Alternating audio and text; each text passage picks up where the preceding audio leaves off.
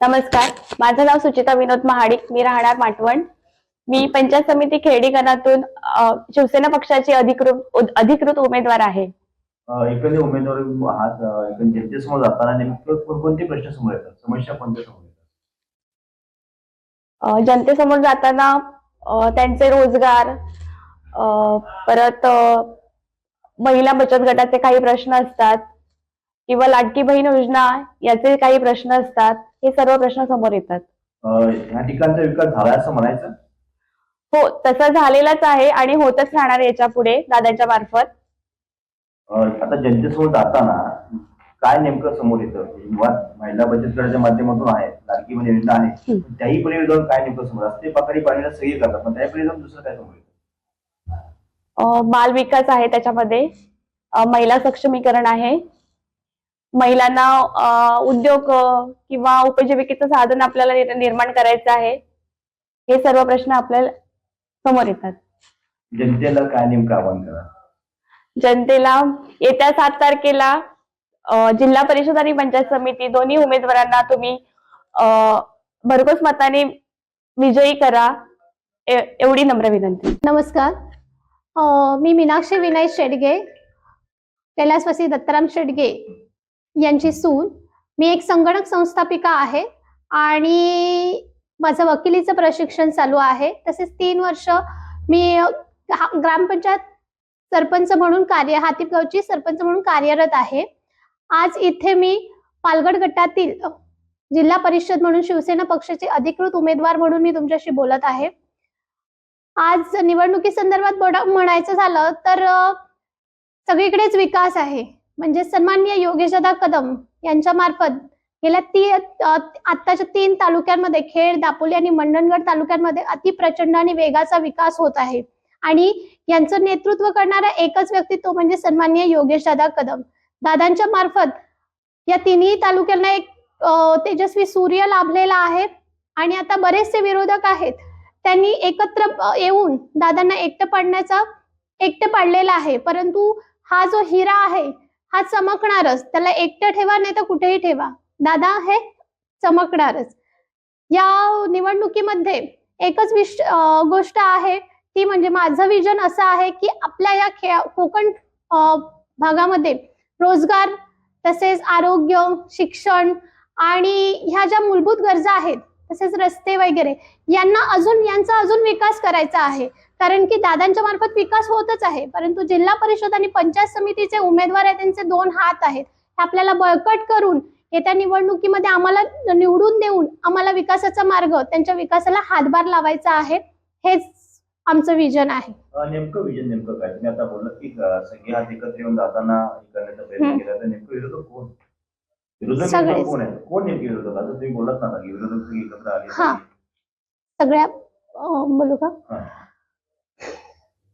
विरोधी पक्ष. हा, विरोधी पक्ष. सगळे विरोधी पक्ष जसे भाजप झाले, मनसे झाले, काँग्रेस, हाय काँग्रेस, हे सगळे पक्ष एकत्र येऊन आता शिवसेना पक्षाला एकटं सोडलेलं आहे, दादांना एकटं पाडलेलं आहे. परंतु दादा हा असा हिरा आहे, तो चमकण्याशिवाय राहणार नाही. आणि या तेजस्वी सूर्याला आता बरेचसे विरोधक आपल्या सोबत आहेत. त्याच्यामुळे जनतेला एकच आव्हान आहे की येत्या जिल्हा परिषद आणि पंचायत समितीला मध्ये आम्हा दोन्ही उमेदवारांना बहुमताने निवडून द्याल आणि दादांचे हात विकासाच्या मार्गाने बळकट कराल. साहेब नमस्कार. मागच्या पंचायत समितीला तुम्ही विरोधात लढलात, मग आज तुम्ही एकत्र दिसताय, काय सांग? राजेंद्र फणसे आणि आम्ही हे नातं आजचं नाहीये, हे 2 पिढ्यांचं नातं आहे. आम्ही जे विरोधात एकमेकाशी लढलो ते कुठेही आमच्यात वैचारिक मतभेद होते म्हणून लढलो नव्हतो, पण राजकीय मतभेद होते आणि त्या राजकीय मतभेदातली ती लढाई होती. त्यामुळं मी राजेंद्र फणसेंचा पराभव केला असं म्हणण्यापेक्षा त्या ठिकाणी त्यावेळच्या राजकीय मतप्रवाहाने त्यांचा पराभव झालेला होता. राजेंद्र फणसे आणि आम्ही हे आमचं ठीक आहे, आमच्यामध्ये काही वेळेला मतभेद झाले असले तरी मनभेद हे कधी झालेले नव्हते.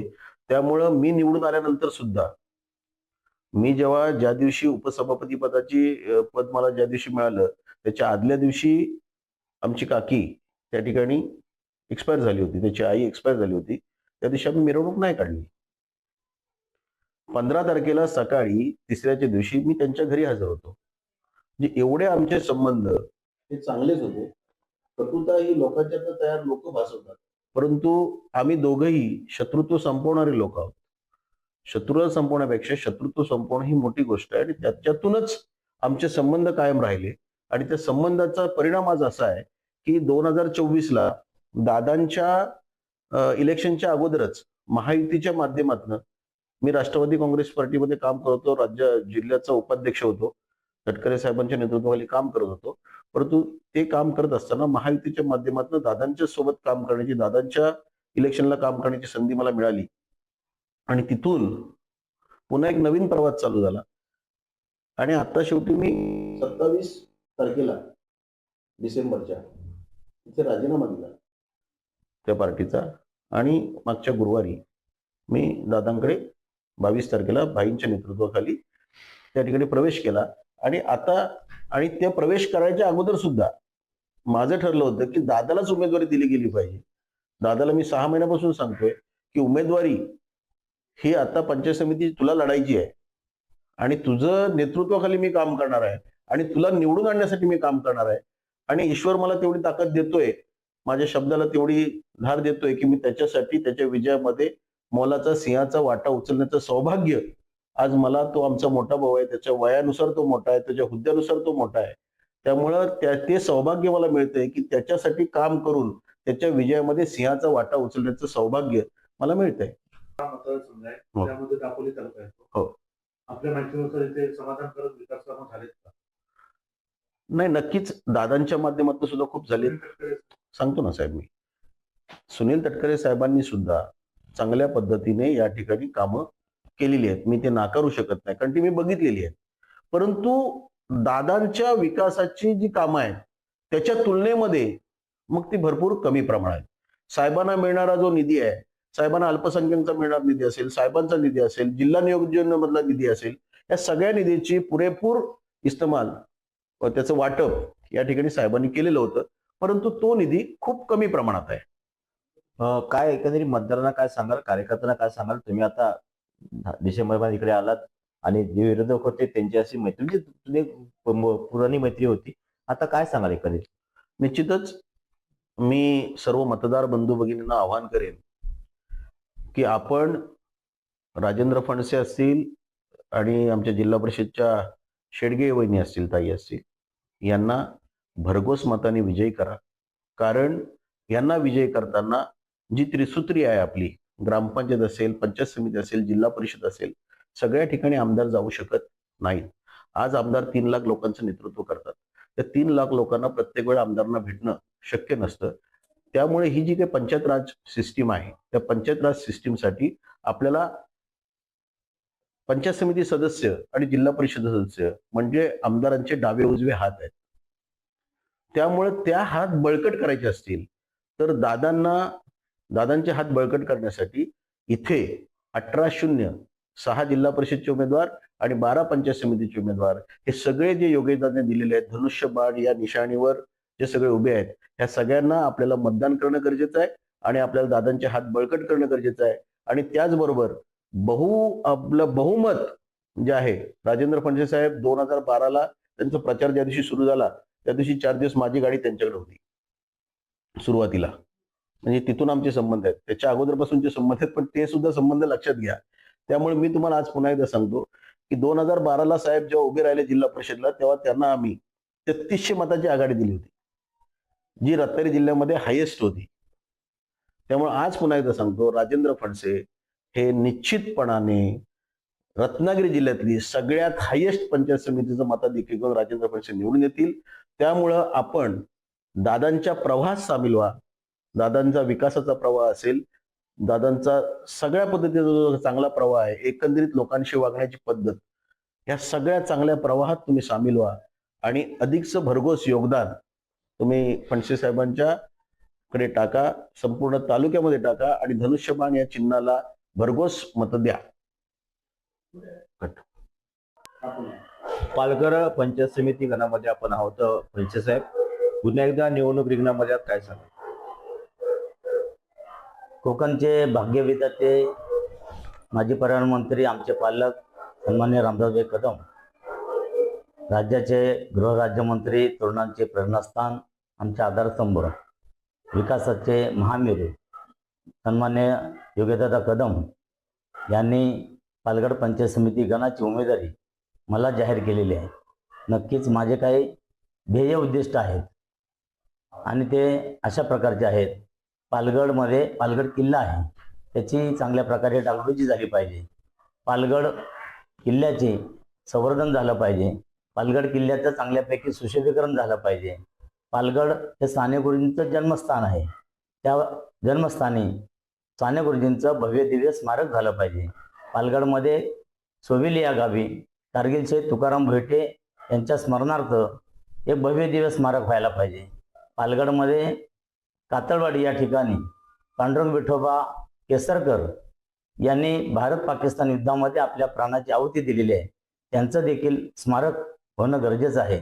त्याचबरोबर सोवेली या गावी वीरचक्रप्राप्त बळीराम साळवी यांचं देखील प्रवेशद्वार अथवा चौक सुशोभीकरण त्यांच्या स्मरणार्थ झालं पाहिजे.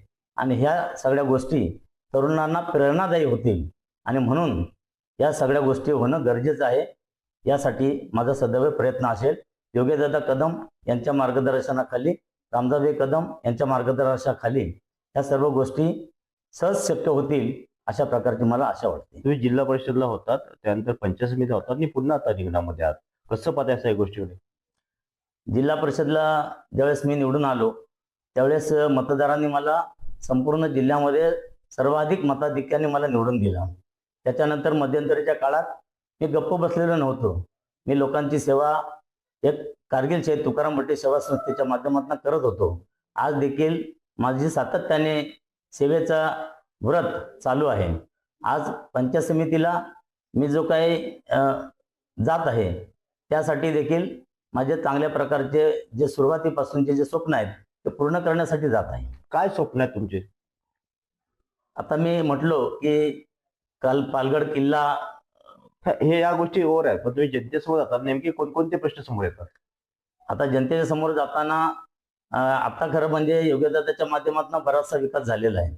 बऱ्याचशा रस्त्यांची कामं झालेली आहेत, बऱ्याचशा सभागृहांची कामं झालेली आहेत. आता जिथं जिथं आम्ही जातो तिथे तिथे लोक समाधानकारक आहेत. योगीदादांच्या रूपानं नक्कीच विकास चांगल्या प्रकारे झालेला आहे. म्हणजे विकास करायची गरज नाही? विकास होणार आहे. विकास आता करायची गरज नाही का? म्हणजे विकास झाल्यामुळे विकास करायची गरज नाही का? विकास करणं गरजेचं आहे. जी राहिलेली कामं आहेत ते योगीदादांच्या रूपानं होणार आहेत. आम्ही देखील त्याच्यासाठी योगीदादांचे हात बळकट करण्यासाठी पंचायत समितीला नक्कीच चांगलं काम करू. समोरचा उमेदवार तुल्यबळ असल्याचं म्हटलं तर काय सांगा? समोरचा उमेदवार हा इथं राहत नसून तो मुंबईत राहत असतो आणि त्यामुळं त्यांचा संपर्क इथे नाही आहे. फक्त पैसे म्हणजे सेवा होत नाही. प्रत्यक्षात लोकांच्या गरजेच्या वेळेला आपण धावून गेलं पाहिजे. यासाठी मी नक्की कटिबद्ध राहील. एकंदरीत तुमचं नेमकं व्हिजन काय? आता तुम्ही पालघर किल्ल्यापासून सगळ्या गोष्टी सांगतात, पण त्याही पलीकडे रस्ते, पाणी पाणी सगळेच करतात. पण रोजगारच्या दृष्टीने आज आपण पाहिलं तर जिल्हा परिषद महाराष्ट्र शाळा बंद अवस्थेमध्ये आहेत, तर त्या कशा सुरू होतील? रोजगार कसा निर्माण होईल? महिला बचत गटाच्या माध्यमातून नेमकं काय करणार, काय सांगा? खरं म्हणजे माझी जी मिसेस आहे रागिनी राजेंद्र फणसे यांनी रुजलामी नावाने एक बचत गट स्थापन केलेला आहे. रुजलामी म्हणजे रुचकर झणझणीत लाल मिरची, आणि त्या माध्यमातून इथे ती महिलांना रोजगार उपलब्ध करून देते. 200-250 किलो मसाला ती तयार करते. आता ह्या दिवाळीमध्ये तिने जवळजवळ 5,000 लाडू ड्रायफ्रूटचे तयार करून लोकांपर्यंत पोहोचवलेले आहेत आणि नक्कीच ती चांगल्या प्रकारचं काम करते. मी महिलांसाठी एक हॉल उपलब्ध करून दिलेला आहे, एक शॉप देखील उपलब्ध करून दिलेला आहे आणि त्या शॉपमध्ये मसाल्याची विक्री, पापडांची विक्री, लोणच्याची विक्री अशा प्रकारचा उद्योग आता सध्या सुरू आहे. रस्ते, पाणी साहेब सगळेच करतात. मी जिल्हा परिषद सदस्य होतात, तुम्ही तर कामं अनेक केलेली असतात. पण आता जो मधला काळ निघून गेलेला आहे, त्या काळ जो आहे म्हणजे आपण पाहतो खूप मोठी गॅप पडली. 7 ते 8 वर्षात इलेक्शन होतंय. कसं पाहताय? कारण विकास झालाय, विकास होणे गरजेचं आहे, विकासाची व्याख्या काही संपत नाही. पण कसं पाहताय सगळ्या गोष्टीकडे? आता मध्यंतरीच्या काळात जरी गॅप पडला असला तरी सन्माननीय योगीदादा यांनी दापोलीमध्ये प्रवेश केल्यानंतर योगीदादांच्या माध्यमातून त्यावेळेस रामदासभाई पर्यावरण मंत्री होते. रामदासभाईंच्या माध्यमातून बऱ्याच आमची विकासाची कामं गतीने झालेली आहेत. आता तरी योगीदादांनी तरुणांना रोजगार उपलब्ध होण्यासाठी मंडणगड या ठिकाणी 1000 एकर जवळजवळ जमीन शासनाकडे वर्ग केलेली आहे आणि त्या ठिकाणी भव्य दिव्य MIDC सुरू होत आहे. त्याचबरोबर खेड येथे पणन महामंडळाकडून एक कोल्ड स्टोरेज देखील सुरू होत आहे आणि त्या कोल्ड स्टोरेजच्या माध्यमातून शेतकऱ्यांना नक्कीच फायदा होईल अशा प्रकारचं दादांचं मनोदय आहे. साहेब, तुमचं स्वतःचं असं कोणतं सामाजिक कार्य आहे ते घेऊन तुम्ही लोकांकडे जातात? कारगिल शेठ तुकाराम भटे सेवा संस्थेचा गेली 25 वर्ष मी अध्यक्ष आहे आणि त्या माध्यमातून लोकांच्या हॉस्पिटलची गरज असेल, पोलीस स्टेशनची गरज असेल, लोकांना दाखले पाहिजे असतात, लोकांना त्यातलं बऱ्याचशा अंशी कळत नाही, त्यांना दाखले मिळवून देणं, त्यांची गरज भागवणं, या नक्कीच आतापर्यंत आम्ही अशा प्रकारची आरोग्य सेवा असेल, विद्यार्थ्यांना मदत असेल, निराधार लोकांना, महिलांना मदत असेल, या सगळ्या प्रकारची मदत आम्ही सातत्याने करत आहोत. महाराष्ट्रामध्ये शिवसेना भाजप एकत्र लढत आहेत, मात्र दापोली विधानसभेमध्ये स्वतंत्र लढत आहे. काय याचं कारण आहे नेमकं? नक्कीच संपूर्ण देशामध्ये आणि महाराष्ट्रामध्ये महायुती आहे, परंतु दापोली जिल्हा परिषद पंचायत समितीमध्ये महायुती नाही आहे. फक्त शिवसेना आणि RPI हे 2 पक्ष एकत्र युती म्हणून लढतायत. मला तरी वाटते की योगीदादांचा विकासाचा जो महामेरू सुरू आहे आणि ते कुठेतरी थांबवण्यासाठी आणि बाकीच्या सर्व नेत्यांना त्यांची भीती वाटते आहे आणि म्हणून ते योगीदादांना थांबवण्याचं कटकारस्थान इतर पक्षाकडून होतंय असं मला वाटते. असं बोललं जात आहे की भाजपवरती जागा वाटपामध्ये शिवसेनेने अन्याय केलाय, कितपत तथ्य आहे? खरं म्हणजे भाजपची ह्या माझ्या तरी मतदारसंघामध्ये खूप कमी संख्या आहे आणि म्हणून इथं भाजपने दावा करणं हे साफ चुकीचं आहे. एकत्र पाहिलं खेड नगरपालिकेमध्ये 21-0 झालं होतं, आता इकडे 18-0 असं होणार का? 100% दादांनी खेडमध्ये करून दाखवलंय. नगरपंचायतच्या निवडणुकीमध्ये 21-0 केलेला आहे. त्याचबरोबर इथे देखील 18-0 100% होईल आणि मला त्याची खात्री आहे. आम्ही आता मतदारसंघामध्ये फिरतोय. मतदारसंघामध्ये फिरत असताना लोकांच्या ज्या गरजा आहेत त्या अनेक गरजा दादांच्या माध्यमातून पूर्ण झालेल्या आहेत आणि म्हणून लोक दादांकडे, दादांच्या विकासाकडे बघून मतदान करणार आहेत. मतदारसंघात फिरताना कसा प्रतिसाद मिळत आहे? मतदारसंघामध्ये फिरत असताना नक्कीच चांगल्या प्रकारचा प्रतिसाद मिळतो. आम्ही जेव्हा लोकांकडे जातो, लोक आम्हाला बसायला देतात, चहा पाणी विचारतात, विचारपूस करतात. योगीदादांच्या कामांची जेव्हा आम्ही माहिती देतो किंवा लोक आम्हाला स्वतःहून सांगतात की आमच्या गावात असं असं काम योगीदादांच्या माध्यमातून झालेलं आहे. मी देखील जिल्हा परिषदच्या माध्यमातून काही ठिकाणी जी कामं केलेली आहेत ती उल्लेखनीय आहेत. त्यामुळं खरोखर चांगल्या प्रकारचा प्रतिसाद आम्हाला मिळतो. भविष्यातला विकासाचा संकल्प काय असणार आहे? नक्कीच इथले जे बेरोजगार तरुण आहेत त्या तरुणांना रोजगार कसा मिळेल, महिलांना बचत गटाच्या माध्यमातून शासनाकडून निधी कसा उपलब्ध होईल आणि शासनाकडनं रोजगाराचा उपलब्धता कशी होईल अशा प्रकारचा मनोदय नक्की माझा आहे. मतदारांना काय आवाहन करू? राजेंद्रजी, मागच्या पंचायत समितीचं आपण बघता त्या टायमाला तुमच्यासमोर गुजर होते, पराभव झाला होता. आज तेच गुजर आपल्या बरोबर आहेत, काय सांगा? मागच्या वेळेला जिल्हा परिषदला ज्यावेळेस मी उभा होतो त्यावेळेस सगळ्यात हायेस्ट मताने मी जिल्ह्यामध्ये निवडून आलो, परंतु पंचायत समितीला माझा पराभव झाला. माझे मित्र पप्पूशेठ गुजर उर्फ राजेश गुजर हे समोर उभे होते आणि ते माझ्यासमोर जिंकून आले होते. परंतु मी जरी हरलो असलो तरी मनाने मी हरलेलो नव्हतो. मी सतत लोकांच्या संपर्कात होतो आणि मी सातत्यानं काम करत राहिलो. तुम्ही थोडंसं हे करताय की त्यावेळी तुम्हाला मनाला लागला असेल, कारण का बघा शेवटी खूप प्रयत्न केला होता की गुजर साहेबांनी तुम्हाला पराभव केला होता, पण आज तेच गुजर आपल्या बरोबर आहे. बोलते ना पुढे मी. बोला. पंचायत समितीला मी जरी हरलो असलो तरी मी मनाने हरलेलो नव्हतो. मी लोकांच्या संपर्कात सातत्याने होतो. परंतु योगीदादा कदम यांच्या विकासावर प्रेरित होऊन सन्माननीय माझे मित्र पप्पूशेठ गुजर उर्फ राजेश गुजर यांनी शिवसेनेत प्रवेश केला आणि आज ते माझ्यासोबत आहेत. माझ्या मोठ्या भावाची भूमिका ते मला माझ्यासाठी बजावत आहेत आणि मतदारांना ते देखील आवाहन करत आहेत की राजेंद्र फणसे एक चांगली सज्जन व्यक्ती आहे, त्याला आपल्याला मदत करणं गरजेचं आहे आणि म्हणून ते सोबत माझं काम करत आहेत आणि मला चांगल्या प्रकारचं सहकार्य करत आहेत. फणसे, महत्वाचा प्रश्न आहे, जे आपले विरोधक होते ते आपले मित्र आहेत, काय वाटतं आणि कसं वाटतं? पूर्वी माझे विरोधक जरी असले तरी पहिल्यापासूनची आमची मैत्री होती आणि पुढे देखील आमची मैत्री राहील. निवडणूक असते, राजकारण असते, त्याच्यामध्ये जय पराजय होत असतो आणि मी ते पचवण्याची ताकद ठेवलेली होती आणि पुढे नक्कीच माझा विजय निश्चित आहे आणि पप्पूशेठ गुजर मला चांगल्या प्रकारे विजयाकडं नेण्यासाठी मदत करतात. मतदारांना आव्हान काय करू इच्छितात? मतदारांना नक्कीच मी सांगेन की योगेशदादा चांगल्या प्रकारे विकास करतायत, त्या विकासाला मत द्या आणि आपला विकास करून घ्या, अशा प्रकारचं मतदारांना मी आवाहन करेन.